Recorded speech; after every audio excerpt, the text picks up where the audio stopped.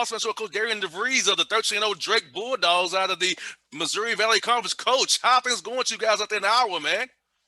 Yeah, things are going good. Obviously the team's been playing well to this point, and we're able to play games. That's maybe even the bigger part. We've been able to get 13 games in, so feel really fortunate from that standpoint that we've been able to avoid some of the shutdowns that been happening throughout the country. Now, Coach, let me ask you, go back to March here, Coach. My birthday was March 11th, and everything shut down on my birthday, like for the Knicks, the Hawks game, and everything shut down, right? So for your guys, and then during that time, how is it going from being on campus, being in that mode of playing ball, going to school in person, to going home and being away from you guys for a while and coming back? So how was that for you and your staff and your players over those summertime there? Yeah, I think what our guys really realized was how much they love playing. When you get it taken away from you for a couple months, they had the boards on the rims in the park. They couldn't go anywhere and go play. They couldn't get into their high school. You couldn't get anywhere. So I think once they got the opportunity to get back in the gym again, I think all of them were just so excited, to get back and doing something they love, and that's why I think right now. If you watch our team, you see how much energy and passion they're playing with. And that's because it was gone for a while. It was taken away from them, and they just never. They don't want that to happen again. So they're making the most of every minute they get out there. Man, I think that's good about your team, coaches. I seen you got 13-0, but you guys are playing so much energy and effort. And this year's team is be coached about energy, effort, hustle, wants, not so much executional plays, but just playing hard, man. Bringing it every night will get you a win. And I see you guys have epitomized playing the right way, playing hard, and with energy and effort, and winning games. Yeah, I agree. That's I think if you look at anything, it's like if you can get a group of guys that can play hard and play together, you got something to work with, and our group certainly does that. And that is certainly a reflection of the leadership that they have in the locker room, but then they're just the type of guys we have as well, and their willingness to be a part of a team and play together and play unselfish. So, and it makes it fun for them, makes it fun for us, makes it fun for fans to watch a team play like that and leave it all out on the floor and to try to get a win. What's good about your team is because I see you guys are very synced up. Even in timeouts, you guys are locked in time. Sometimes you see the guys wander, the eyes looking away, but your guys locked in on you guys, man. I can see these guys are really connected together and really feeling each other. They're all at this symbiotic feeling together, and you play and you show on the court and how you're winning games and playing well against tough opponents each night out here. Yeah, it is certainly a focus group, and that's so important. You get in that huddle and having everybody engaged and talking to one another and helping each other out about what they see. So, from that standpoint, again, you got to have a collective group of guys that are all trying to get and reach these same goals. And you taking over a program, coach, you did new. How was it setting that culture to show the guys what you are about, what you expect from your young men? You was creating for a long time there, coming over to Drake. So you had a great program and learned from a great coach as well. So how was that setting that culture as you got to Drake and kind of put your step on that program? Yeah, I think it starts with the guys you recruit, and making sure you're really selective on who you want to bring in your program and making sure it fits, your school, your community, and then your basketball team, and then your staff. I think your staff's incredibly important just to make sure that they represent everything you want your program to be about and the way they go about their teaching, communicating, recruiting, all that stuff. So I think that combination. I love my staff obviously, and the guys we have in our locker room, and because of that, they've made it easy, for that culture to get established from the day one. Talk about where you guys where you're located, because you guys got great talent, east, west, north, or your south. It's great. Talk about the way where your location is, how you can get great players to come play for you with Drake, because I feel like your location is primed to get talent from all over the Midwest there. Yeah, Des Moines, the capital of Iowa. It's a great city. Got an airport you can fly right into if you need to go,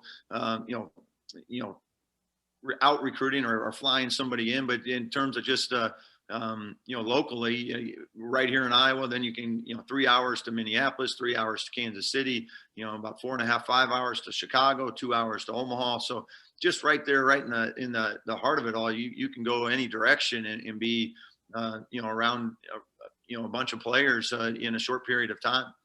And when you've been at Creighton and playing Northern Iowa, you already have those connections in the area, which helps you out a lot as well, I would say.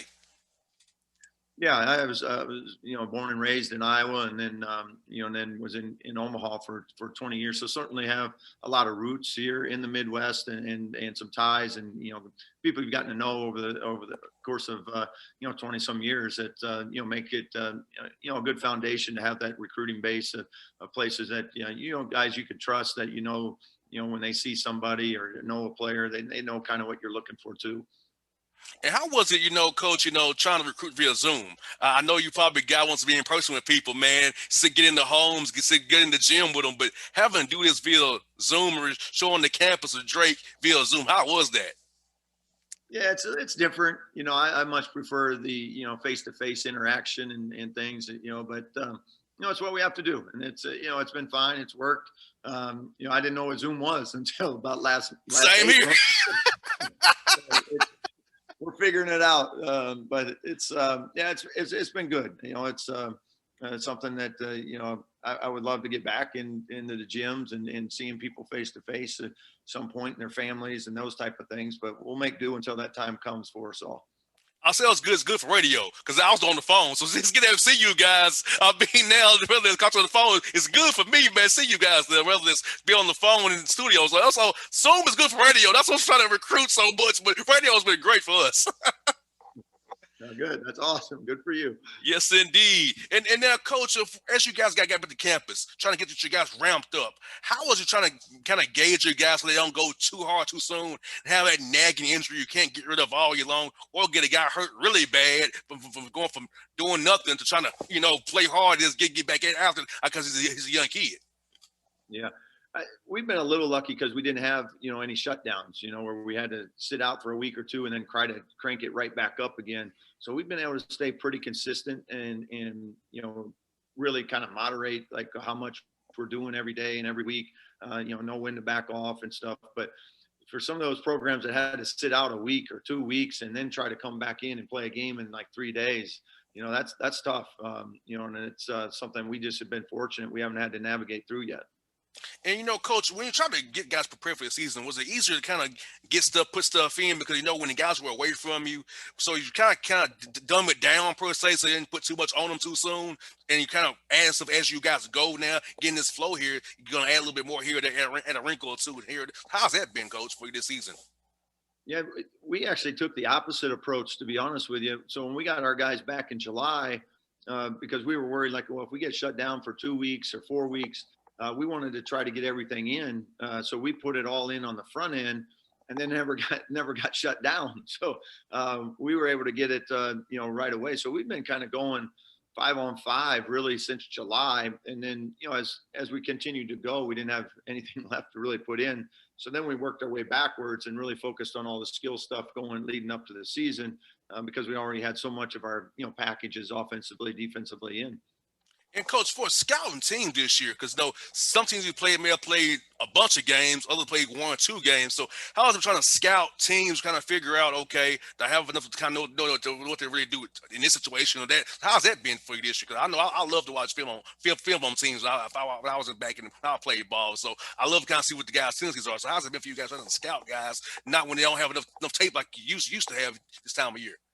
Right. Yeah, we've been pretty lucky with our opponents. A lot of our opponents have been able to play a good bulk of their games. So we've been able to get some pretty good, scouting reports and things, watching film and get an idea of their identity and things as we're preparing for each team. Most definitely, Coach. And talk about the Valley, because I feel like people down here in Atlanta don't realize how good the Valley is. Your conference is tough every night, man. So tell us about the Valley, how the quality of coaching and the tough opponents you see every night in that conference. Yeah, it's a super league. I mean, you talk about just a highly competitive league.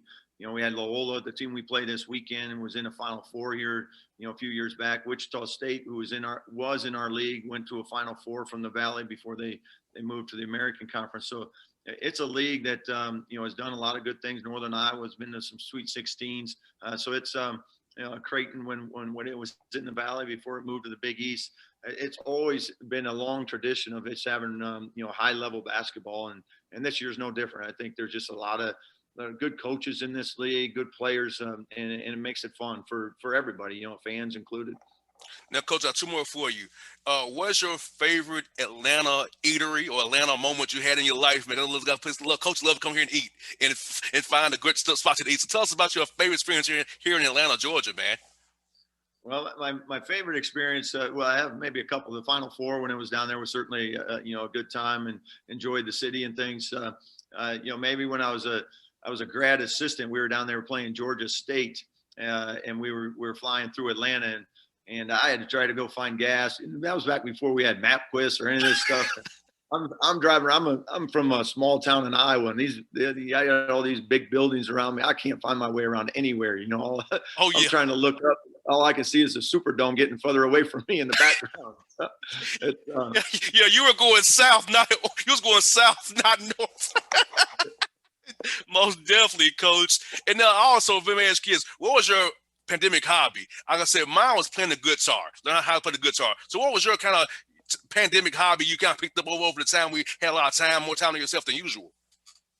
Yeah, I played a lot of golf, to be honest, this spring and stuff when we got shut down because the only thing that was really open still was the golf courses. It didn't help me any. I'm still terrible. But, Same here. I did get to play a little, so. Yeah, Coach. For me, every shot goes left. Every time it's going left. Same here. I'm a lefty. It's a straight slice. I know where to look. I don't even look right anymore. I hear that. Hey, Coach, thank you for your time today, buddy. Best of luck to your season. Hope you guys stay healthy. I'll talk to you again real soon. And have a great one. And happy New Year to you as well, Coach. Awesome. Thank you. Happy New Year. All right, be good. See you soon now. All right. Later. All right.